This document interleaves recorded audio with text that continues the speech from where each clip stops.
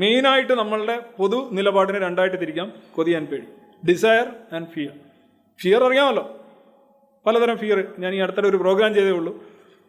5 ഫിയേഴ്സാണ് നമുക്ക് പ്രധാനമായിട്ടുള്ളത്. ഒന്ന് മരണഭയം, എപ്പോഴും നമ്മുടെ കൂടെ ഉണ്ടാകും. മദർ ബോർഡ് പ്രോഗ്രാമാണ് മരണഭയം. കൊച്ചുകുട്ടിക്ക് വരെ ഉണ്ടാകും. കൊച്ചുകുട്ടി ഒരു മേശയുടെ അല്ലെങ്കിൽ ഒരു കട്ടിലിൻ്റെ അറ്റത്തേക്ക് നീന്തി പോകുമ്പോൾ ആദ്യമൊക്കെ കുട്ടി താഴെ തന്നെ വീഴും. ഒരു 6-7 മാസം കഴിയുമ്പോൾ നിങ്ങൾ കാണാൻ കഴിയും അവിടെ വരുമ്പോൾ ഇങ്ങനെ പിടിച്ച് അള്ളിക്കിടക്കുന്നതാണ്. ഇത് വർക്ക് ചെയ്ത് ഓണായി ഈ പ്രോഗ്രാം. Fear of death. പിന്നെ മ്യൂട്ടിലേഷൻ ഫിയർ ഉണ്ട്, മുറിവേൽക്കുമോ എന്നുള്ള പേടി.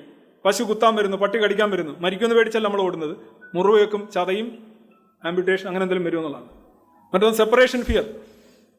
തൃശ്ശൂർ പൂരത്തിന് പോകുന്നു, പഴയ ഉത്സവങ്ങൾക്കൊക്കെ പോകുന്നു. നമ്മളുടെ അന്നത്തെ ഏറ്റവും വലിയ ഫിയർ, എൻ്റെ ഫിയറൊക്കെ എന്താ അറിയാമോ?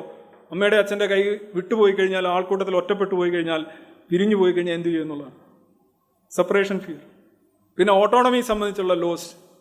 ഞാനിപ്പോൾ ഇവിടെ നിൽക്കുന്നു, പക്ഷേ എന്നെ എവിടെയെങ്കിലും പിടിച്ച് കെട്ടിയിടുകയോ ഒരു മുറിയിലിടുകയോ എൻട്രാപ്പ് ചെയ്യുകയോ ഇംപ്രസൺ ചെയ്യുകയോ ചെയ്യുകയാണെന്നുണ്ടെങ്കിൽ എനിക്ക് എന്ത് ചെയ്യണമെന്നുള്ളത് ചെയ്യാൻ പറ്റില്ല.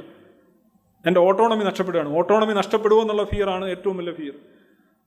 പലപ്പോഴും പറയുന്നത് ഒരു വർഷമൊന്നും ജയിലിൽ കിടക്കേണ്ട, ഒരു രാത്രി നേരെ ചൊവ്വേ കിടന്നാൽ മതി എന്ന് പറയുന്നത്. അതിന് നമ്മൾ അപ്പോഴത്തേക്ക് അത് ഓർക്കുമ്പോൾ തന്നെ നമുക്ക് ഫിയർ ആയതുകൊണ്ടാണ് അത് പണിഷ്മെൻറ്റിൽ അത് വരുന്നത്. പിന്നെ അതിലും വലിയ ഫിയറാണ് ഈഗോ ഡെത്ത്.